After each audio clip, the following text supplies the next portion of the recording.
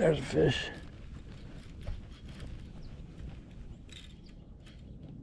What is this?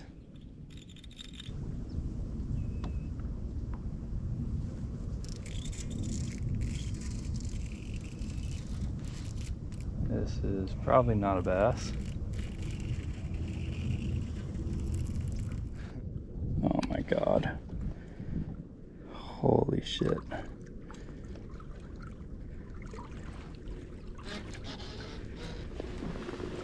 Dude. Oh my God. What even is this?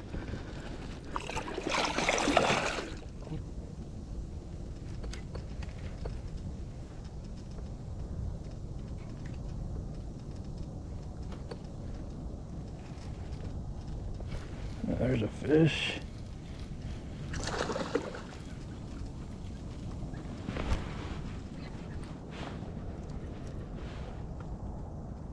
Hey, look at that. It's a largie. Haven't seen you in a while.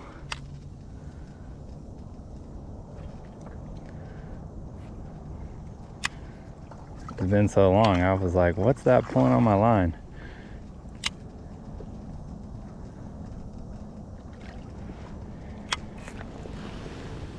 Come here, sir.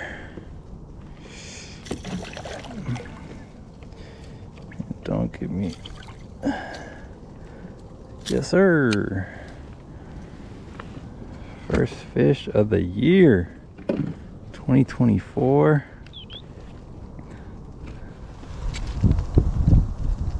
Well, pound and some change, maybe almost 2 pounds.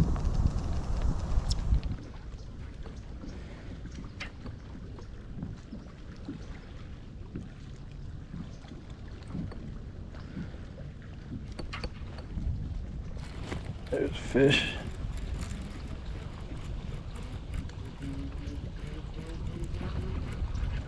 Hello, hello, hello, hello.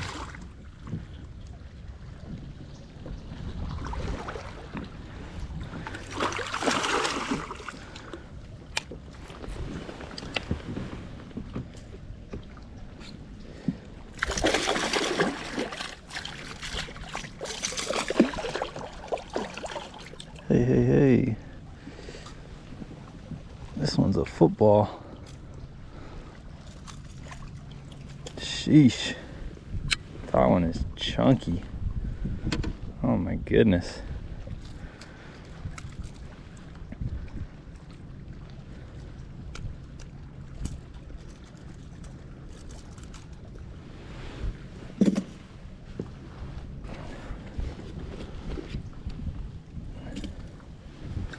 Look at that belly.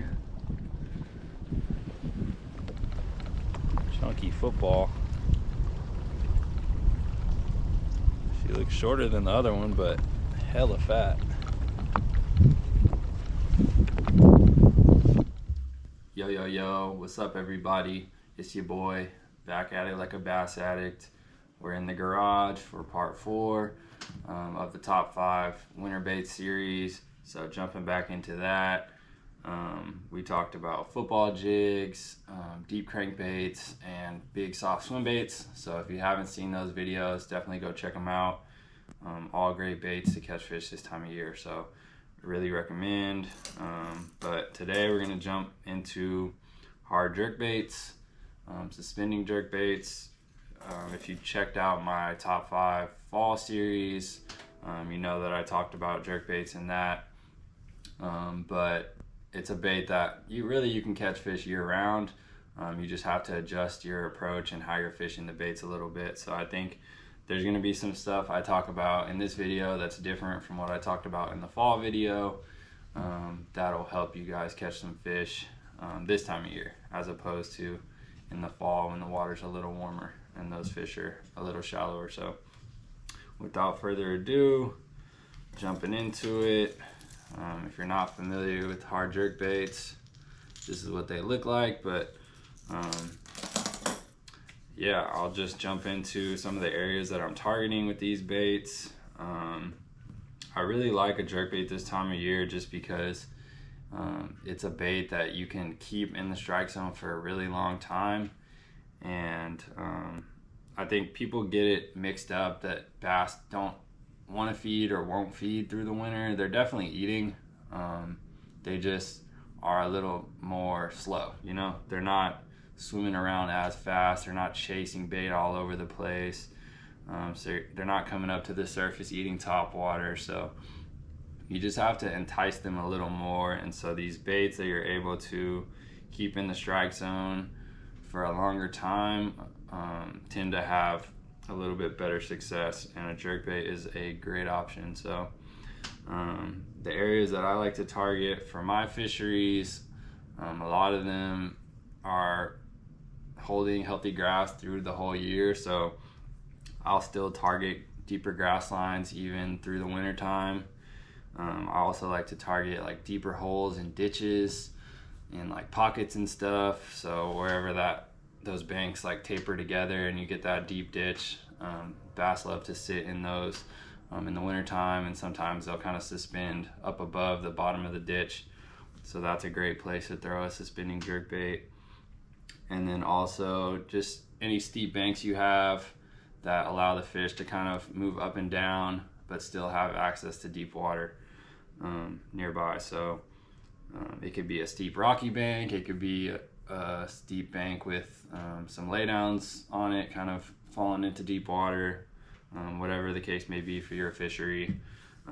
In my case, it's usually either rock or steep bank with weed line on it. So that's kind of what I'm looking for. And then also points is always a great thing to look for, really any time of year, but this time of year for sure.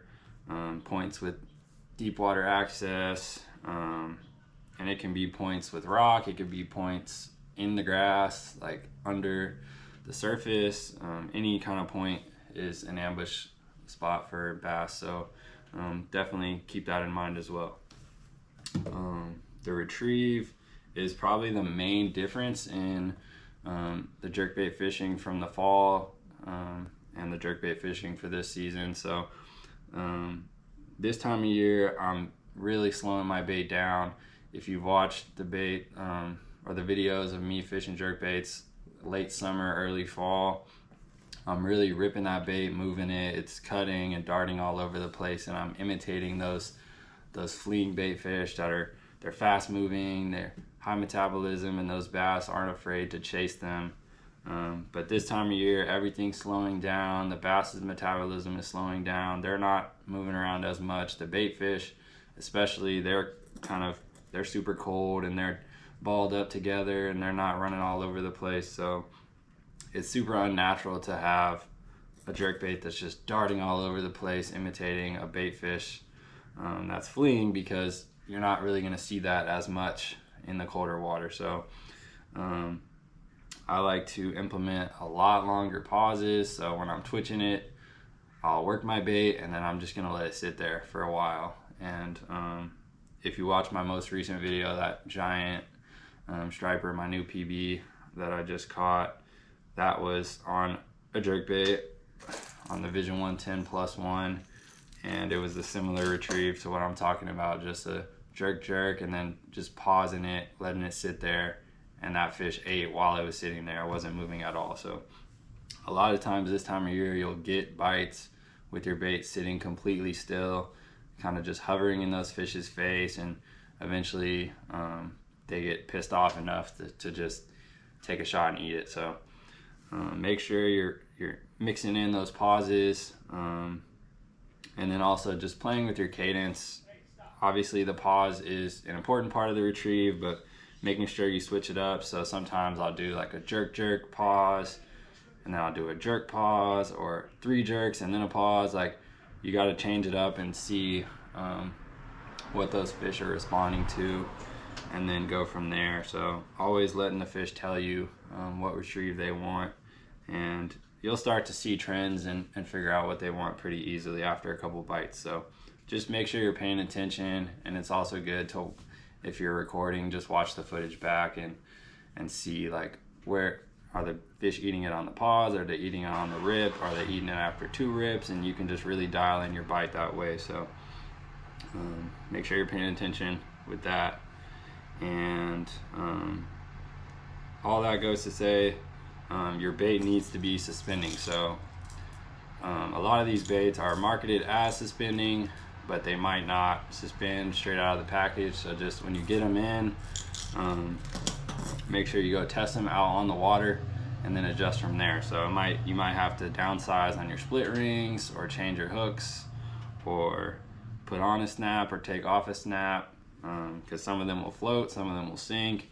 And for this time of year, when you're trying to get that suspend where the bait's just hovering there for a long time, it needs to be like a real suspend. So test your baits and make sure they're just sitting there perfectly in the water, not sinking, not floating. And I think that for me has been the key to getting more bites this time of year. So make sure you're paying attention to that. Colors generally the rest of the year, around here there's a lot of clean water, clear water, so I like those translucent ghosty colors a lot of the time. And then in the fall I like to go with something with a little bit more flash. This time of year, in the wintertime, the sun's not getting as high and the days are just shorter in general, so the amount of light you're getting throughout the day is just a lot less. It's a lot more low light. You're also getting those overcast days and those rainy days, and so it's not as bright out. And so the colors that I like to go with this time of year are more bold colors, usually something with a dark back, so like a black or a dark blue back will stand out, and then something with either like a solid white side or like a matte finish. Those baits just show up a lot better in those low light times than something that's ghosty, translucent.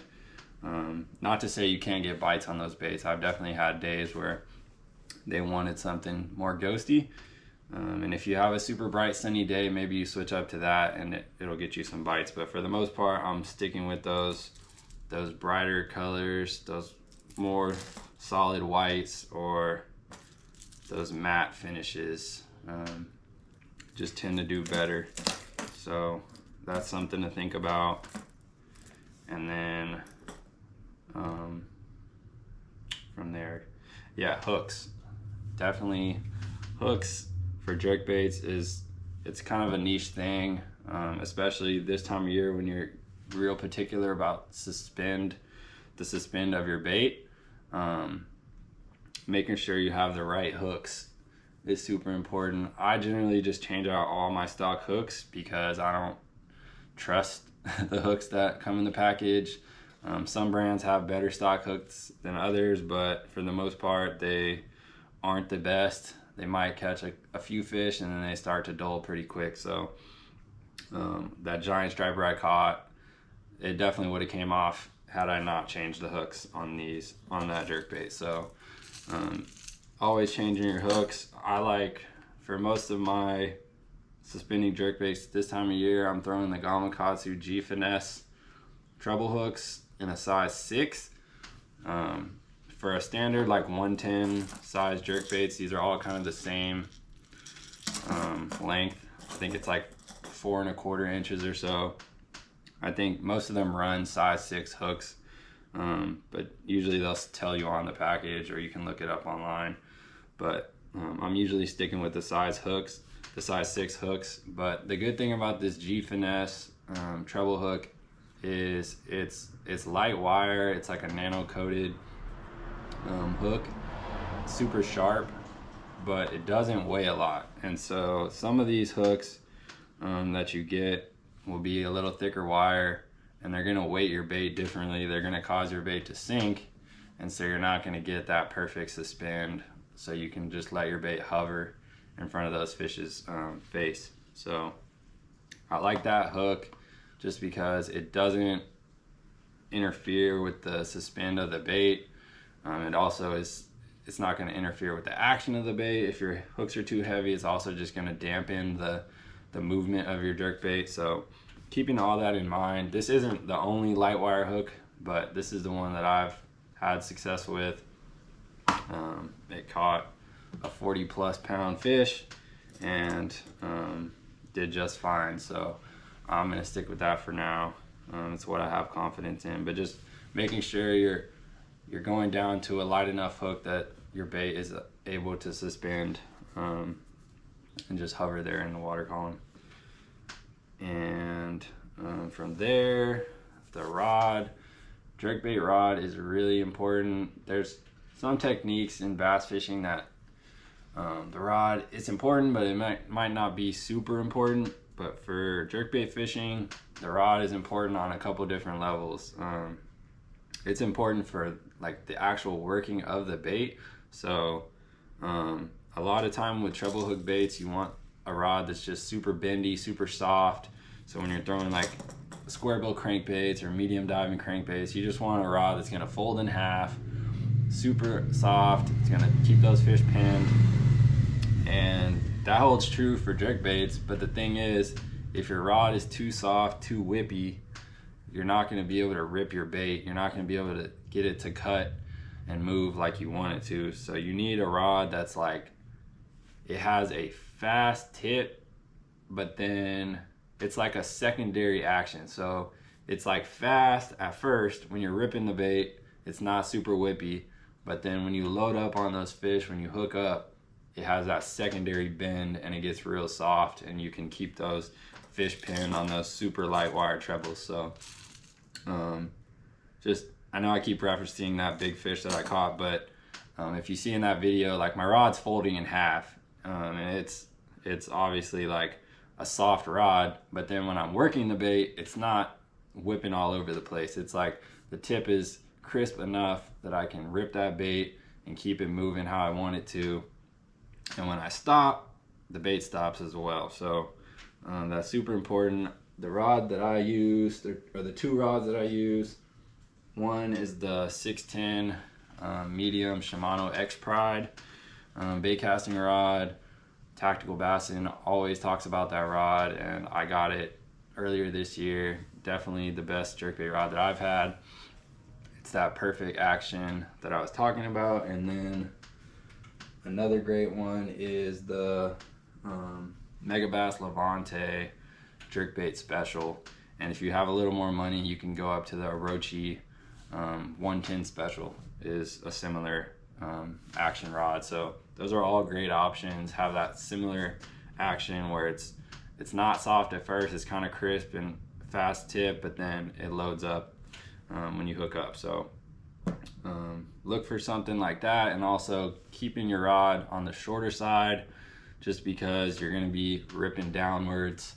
You don't want to be smacking your boat or smacking the water on every cast. So I use a 610. You could go even shorter than that if you want to, but 610 is good for me because I'm tall, but it's short enough that I'm clearing the water, I'm not hitting the water on my rips. So those are the rods that I like. And then the reel, also really important for this technique, because like I said, those fish a lot of times are going to hit the bait on the pause. You might have a little slack in your line, and a lot of times they're going to run straight at you. So you want the high speed reel you can get. I run at 8.5 to 1. It's a Shimano Corrado 70. So a smaller reel. Smaller reel because those rods that I'm using are light, so I want a light reel to match. But making sure you have that high gear ratio so you're able to pick up to those fish and get those hooks penetrated when they eat it on slack line and come at you. So yeah, I'd recommend going with at least a 7 to 1, but really an 8 to 1, just so you're able to keep up with those fish. And then lastly, line. I usually stick with 12-pound Sunline Sniper fluorocarbon. So you want that sinking line to get your bait down to that depth. And then 12 pounds is a good medium. It's not too light, it's not too heavy. It's not gonna dampen the action of your bait, but it's not so light that you have to worry about about hooking up with a big fish. So if you want to go down to 10, that's cool as well. It'll help your bait get a little deeper. Maybe you're not reaching the depth that you want to. Going down to 10 pound is a great way to get a couple more feet out of your jerkbait. And then I probably wouldn't go down to 8, but if you're one of those people who likes to throw a jerkbait on a spinning rod, going down to 8 pound is also a possibility, and it's great for those smaller jerkbaits. I think with the standard size, the 110 size jerkbaits, you're good with the 10 or 12 pound, but if you're going down to some of those tiny little guys, 8 pound is a good option. But yeah, hopefully I didn't forget anything. Hopefully that was helpful. Yeah, jerkbait is probably my favorite thing to throw this time of year. It's probably caught me my most fish in the wintertime for sure. I've had just insane days in the middle of winter, cold water, where you'd think fish are supposed to be chilling. You get a couple bites and I'll catch 10, 15 plus fish on a jerkbait. So it's just one of those baits that you can get those fish to trigger when otherwise they're not really looking to feed very much. So yeah, great option. If you haven't thrown one this time of year, you're slipping, do that. And I'm sure it'll get you some bites as well. But yeah, this is the magic bait from that last video. I don't even know if y'all could see it, but it's that Vision 110+1 Kohoku reaction. Got that little touch of chartreuse on the tail, and it's got a bunch of teeth marks now. I did a poll asking if I should retire it, but everyone said nah, keep fishing that. So I guess she's still in the lineup, and we'll see if it gets another PB, hopefully a largemouth next time. But appreciate y'all watching. Tune in for video number 5 coming soon to close out the top 5 series. And as always, appreciate y'all watching, and I'll catch you on the next one. Peace.